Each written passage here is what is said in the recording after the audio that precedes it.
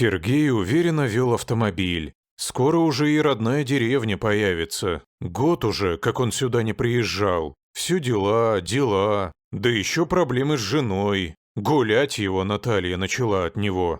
Вначале скрывала, а потом уже и открыто заявила, что нашла более богатого и успешного. У того особняк за городом, машина крутая. А Сергей – простой строитель. Наталья смеялась. Строитель, а у самого квартира в ипотеке. И машина, видавшая виды иномарка.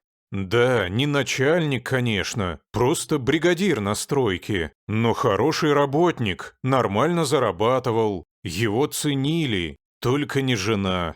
Конечно, Сергею обидно было, но он и виду не подал. Вон порог, за ним 1000 дорог. Указал, значит, Наталья на дверь и на развод подал. Та через 2 месяца, правда, назад попыталась вернуться. Бросил ее богатый любовник. Но Сергею она тоже была теперь не нужна. Не мог простить такого предательства. Да и ничего их не связывало больше. Детей не было. Так и жил один.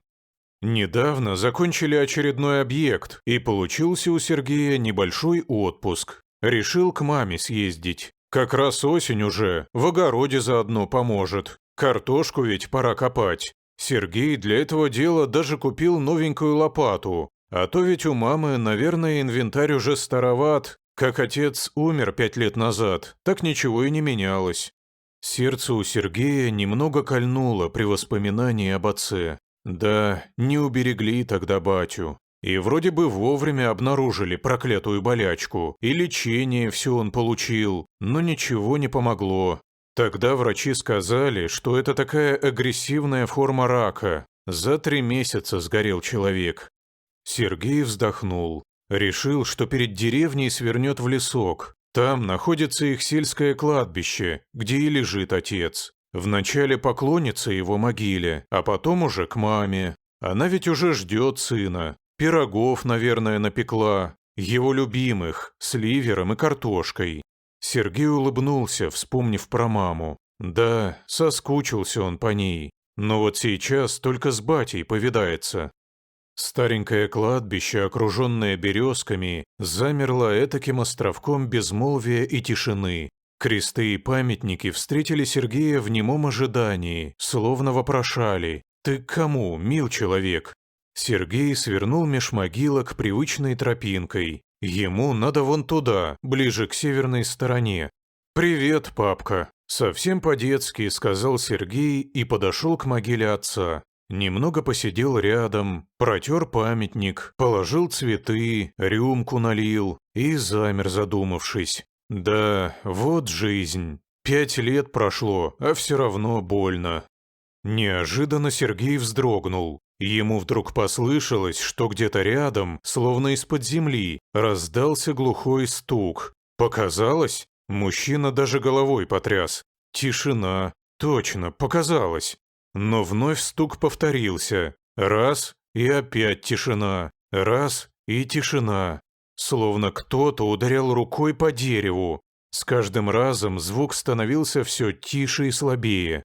Сергей осмотрелся по сторонам. Рядом с отцом в соседнем ряду была свежая могила. Старушку одну похоронили недавно. Ей лет 100 уже было. Мама говорила Сергею об этом 3 недели назад. Не могли же ее живой похоронить. И 3 недели.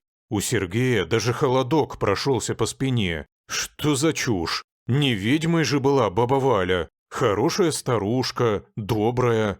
Сергей даже перекрестился, хотя 1000 лет уже этого не делал. Рука сама потянулась. Видать, земля обсыпается в могилу. Вот и стук от этого, догадался он. И даже усмехнулся, посмотрев на фото отца. «Да, бать, у вас тут тоже весело». И тут же улыбка замерла на его губах, а потом застыла как маска. Из могилы бабы Вали раздалось настойчивое и отчаянное «тук-тук-тук-тук», словно кто-то в двери долбил из последних сил. «Да что же там такое?» – вскричал Сергей. Он вскочил и побежал к машине, вспомнив про новенькую удобную лопату, которую вез для копки картошки. Буквально за 3 минуты он обернулся туда-сюда и кинулся к могиле старушки.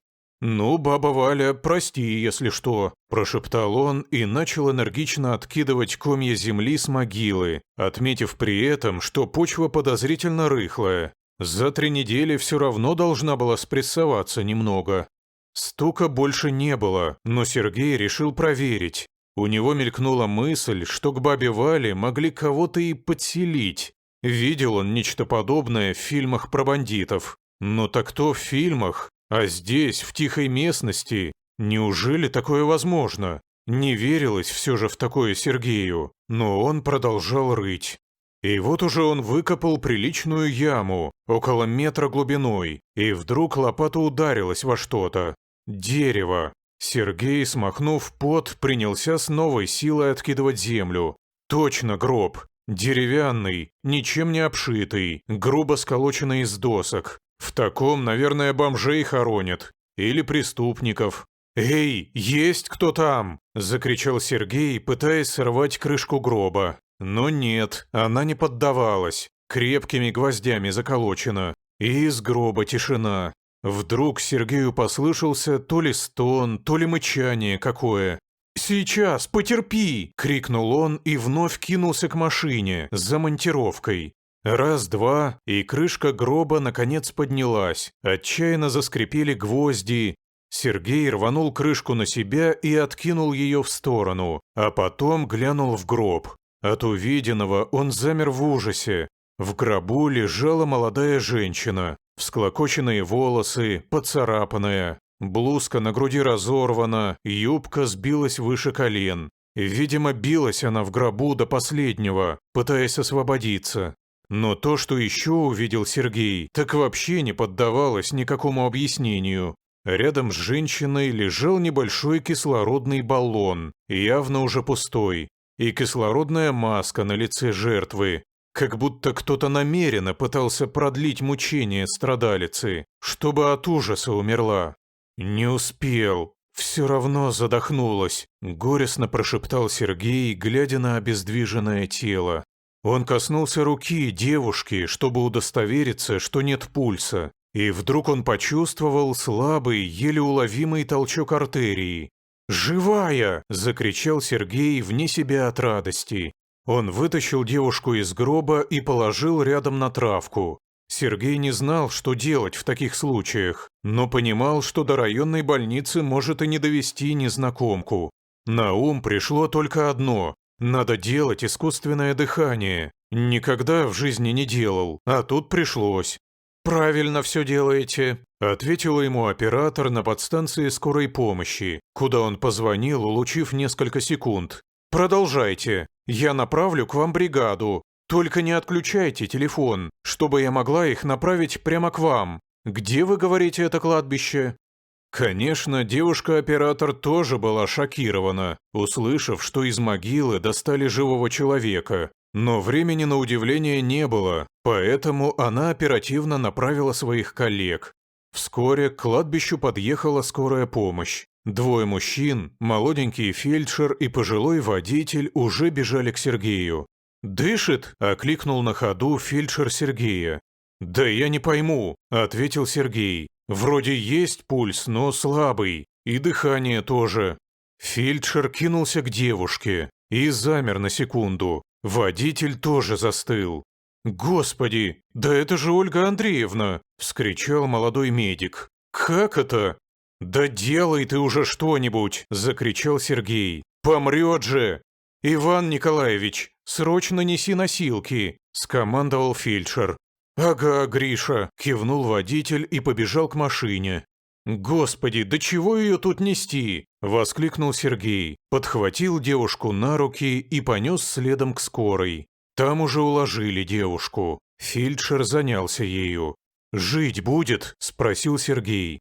«Ничего не могу сказать», – буркнул Гриша. «Без сознания она. Срочно надо в больницу».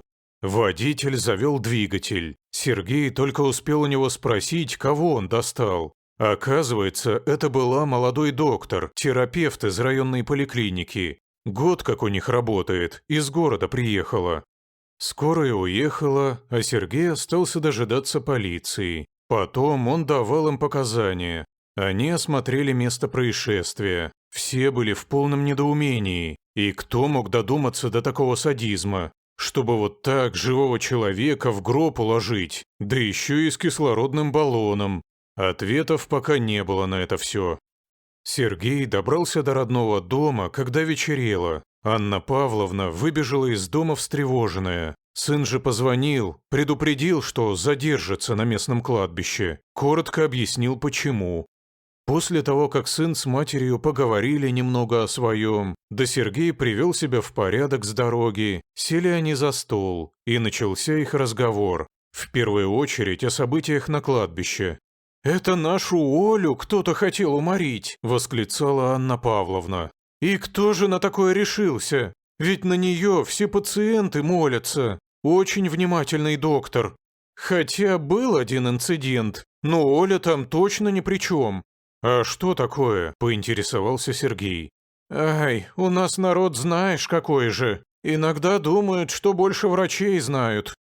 И рассказала Анна Павловна историю, которую все уже в районе знали в подробностях.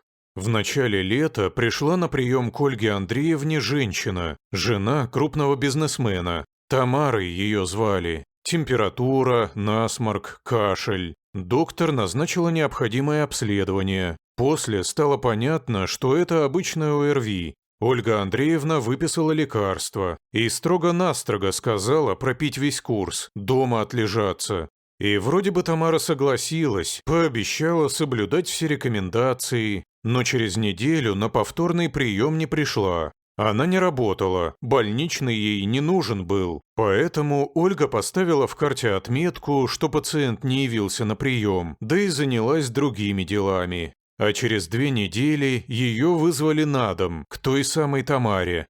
Увидела ее Ольга и в ужас пришла. Температура под 40 градусов, под градом, не дышит, а хрипит. Доктор начала ругаться, почему ее, а не скорую вызвали. Так муж этой Тамары еще на нее поволок. Мол, ты лечение назначила, так вот смотри, до чего довела. Ольга вызвала скорую, Тамару забрали в больницу, где она через сутки умерла от двухсторонней пневмонии. Слишком запущенный случай был. А Дмитрий, муж Тамары, стал требовать расследования. Мол, врач изначально допустила ошибку, пневмонию пропустила. Но на вопрос, почему так долго не обращались повторно, вразумительного ответа не было. А потом все выяснилось. Оказывается, Тамара после первого похода в больницу денек дома отлежалась, а следующим утром улетела с мужем на курорт. Там они в море плескались, загорали. И вроде бы вначале все нормально было. Так, покашливала немного, температура иногда была. А уже по дороге домой стало ей совсем невмоготу. Приехали, Дмитрий вызвал врача на дом. Считал, что ничего страшного с женой не происходит, а Тамара умерла. Как Дмитрий настаивал, разбирательство было. Но Ольгу признали невиновной, и она продолжила дальше работать. А вот Дмитрий очень тогда ругался, что врача никак не наказали. Считал ее виновной. Но потом вроде бы успокоился. Дальше себе работает в районе. Также уважаемый человек. «А что он за бизнесмен-то?» – спросил Сергей, выслушав всю историю. «Так похоронный бизнес весь его в районе», – пожав плечами, ответила Анна Павловна. «Похоронный?» – Сергей приподнял брови. «Странное совпадение». «Ты думаешь, он Ольгу в могилу упрятал?» – со страхом спросила мать. «Неужто до такого додумался, Ирод?» «Не знаю. В полиции разберутся», – ответил Сергей. «А я завтра хочу к этой Ольге съездить в больницу. Переживаю я за нее. Хоть бы выкарабкалась. Как вспомню, как она в гробу лежит. Аж мурашки по коже». «Ой, и не говори. Хоть бы выжила девчонка. Хорошая она, приветливая, внимательная такая. И лечит хорошо». «Да, теперь бы ее вылечили». Ольга пришла в себя ночью. В ужасе подскочила на кровати. «Тише, тише, милая!» К ней подбежала медсестра. «Олечка, успокойся, все хорошо. «Ну, слава богу, пришла в себя». «Я живая?» – сдавленно прошептала Ольга и вдохнула как можно больше воздуха. Воздух был таким вкусным, что ли. «Конечно ты живая!» – сквозь слезы ответила медсестра. «Милая, сколько ты натерпелась! Тебя парень один откопал, на кладбище к отцу пришел, а тут стук, но он и начал могилу копать». «Да, я помню. Я стучала, стучала, а вокруг темно, тесно. Я стучу и понимаю, что уже силы теряю, дышать нечем. Страшно». Она заплакала. Медсестра по-матерински гладила ее по голове и сама слез не скрывала. Не дай бог кому такое пережить. А утром пришел следователь, и Ольга ему все рассказала. После того, как Ольгу признали невиновной по делу Тамары, прошло около 2 месяцев. Дмитрия она ни разу не встречала, а однажды вечером столкнулись в магазине. «Живешь», – прошипел он ей в лицо. «Радуешься?»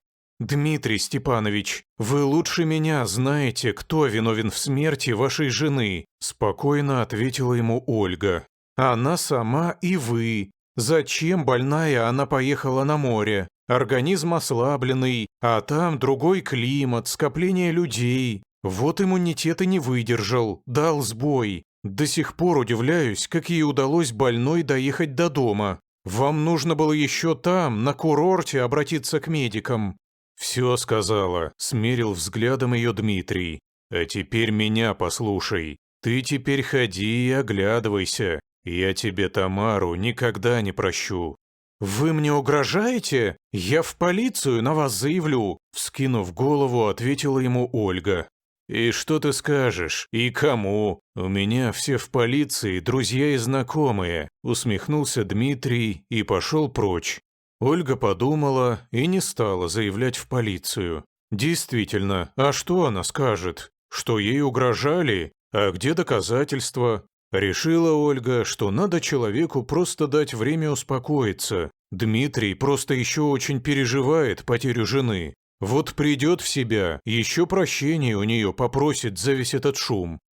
Но прощения Дмитрий просить не стал. А буквально через неделю пришел он ночью в дом на краю райцентра, где жила Ольга. Двери вышиб, схватил девушку и в машину к себе затолкал. Чтобы не кричала, кляп в рот воткнул и руки связал. А потом на какой-то склад привез. Там еще 2 было, его верные помощники. Вместе они Ольгу в гроб уложили, укол ей какой-то всадили. Она как в полусне была после него. Вот, теперь ты сполна прочувствуешь, каково это – умирать, когда тебе воздуха не хватает. И никто тебе не поможет, сказал ей Дмитрий, и маску кислородную надел. А это, чтобы ты не сразу сдохла, а помучилась подольше. И потом сверху крышку на гроб опустили. Ольга дальше ничего не помнит. В себя пришла, когда уже в могиле была. Она это поняла, потому что земля сквозь грубые доски немного просыпалась. И тяжесть такая, и дышать тяжело, и темно. Воздух еще был в баллоне, но толку от него. Ольга понимала, что это ненадолго. Начала пытаться выбраться из смертельной ловушки, но ничего не помогало. Она кричала, стучала, все без толку. А потом поняла, что никто ей не поможет. Жадно вдыхала последние капли воздуха из баллона и ждала. Понятно чего. И только рукой продолжала стучать по крышке гроба. Не верилось ей, что вот так можно умереть. Выслушав ее, пожилой следователь сидел просто серый от ужаса. Это что же пришлось пережить бедной девочке? «Ничего, дочка, все теперь будет хорошо», — сказал он напоследок. «Его посадят?» — с сомнением спросила Ольга. «Он ведь такой влиятельный человек. Говорят, сам начальник полиции у него друг закадычный». «Наш начальник хоть и гад, но не отморозок. За такое точно прикрывать не будет», — искренне ответил ей следователь. «Вот увидишь, сядет как миленький. И псы его тоже. Говоришь, 2 их было?» «Да, вроде бы Женя и Витя. Так он их называл». «Это с его похоронной бригады», – кивнул следователь. «Вот набрал работничков. Под себя». Дмитрия арестовали тем же днем. Начальник полиции лично поехал его задерживать. Какая может быть дружба с убийцей? И помощников его тоже повязали. Вначале они все трое шли в отказ, но под тяжестью улик сознались. Двое, Женя и Витя, раскаялись и даже искренне плакали, что пришлось пойти на такое изуверство. Не могли они хозяина ослушаться. А вот Дмитрий был в бешенстве. «Как это так?» – орал он. «Я же все продумал. На том деревенском кладбище никого не бывает. Только когда хоронят кого, да скот какой забредет. Вот какого черта тому мужику приспичило ехать именно тогда? А? Ведь все же было продумано идеально!» «Дима, ты больной», – только и сказал ему начальник полиции. «На всю голову больной. Мне стыдно, что я с тобой был знаком». «Вот как ты заговорил. А когда вместе рыбачили или в баньке отдыхали, ты другом был. А сейчас стыдно. Помоги, что тебе стоит?» Ничего ему начальник полиции не сказал. Ушел просто. А к вечеру Дмитрия и его подельников увезли в город для дальнейшего расследования. Сроки им грозят немалые. Правда, поговаривают, что Дмитрия могут признать душевнобольным, и тогда ему до конца дней в психиатрической клинике придется быть. А Сергей, когда ему позволили врачи, навестил Ольгу. Она уже пришла в себя, сидела в больничном скверике. «Добрый день», – улыбнулся Сергей. «Наконец-то я вас увидел. Вот, апельсины вам принес». «А вы кто?» – удивилась девушка. И тут же покраснела. «Ой, простите, вы, видимо, тот самый Сергей?» «Тот самый», – кивнул мужчина. Они оба замолчали, нахмурившись. Каждый еще раз вспомнил ту историю. «Спасибо вам», – Ольга смахнула слезинку со щеки. «Если бы не вы...» «Все в прошлом». Мужчина сел рядом на лавочку и коснулся ее руки. «Забудьте это все, как страшный сон». «Да я знаю, надо, но пока не могу», – прошептала Ольга.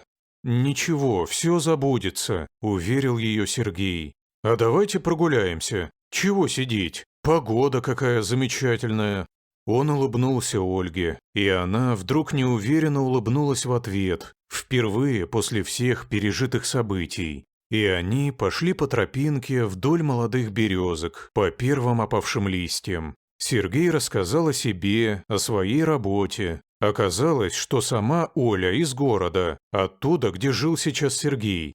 После окончания университета немного поработала в городе, а когда умерла мама, решила уехать подальше от больных воспоминаний. Квартиру свою сдала и поехала в село. Думала, тут люди простые, душевные, а оно вон как вышло. «Оля, ненормальных везде хватает», – с улыбкой сказал ей Сергей. «Вам ли, как доктору, это не знать?» «Теперь точно знаю», – вздохнула Ольга. «И вряд ли смогу тут работать. В город вернетесь?» «Наверное». Они погуляли еще немного и попрощались, обменявшись телефонами. Обоим было приятно их общение, и они хотели его продолжить. Вскоре Сергей, переделав все дела у мамы, выкопав картошку, уехал в город. У него там свои дела, своя жизнь. Уже в городе он с удивлением понял, что за все время в деревне ни разу не вспомнила Наталья. Теперь она точно для него ничего не значит. В мыслях у него была теперь другая, но он все не решался позвонить, почему-то смущался как мальчик. А однажды раздался телефонный звонок. Это был уже исход декабря. «Здравствуйте, Сергей?» – услышал он женский голос. «Я Оля, та самая Оля». «Олечка!» – вскричал Сергей, перебивая девушку. «Здравствуйте! Я так рад вас слышать!» «Рады? А почему не звонили?» «Не знаю. Наверное, боялся напомнить вам ту историю своим звонком». «Все нормально», – засмеялась Ольга. «Я в полном порядке. Правда, пришлось с психологом поработать, но теперь я точно уверена». «В чем?» что я очень счастливый человек. Ведь есть же выражение, что нет выхода только из гроба. А я и оттуда смогла выбраться. Благодаря вам». Сергей только хмыкнул в ответ. В принципе, все верно. А потом он решился. «Оля, а давайте вместе встретим Новый год», — сказал он.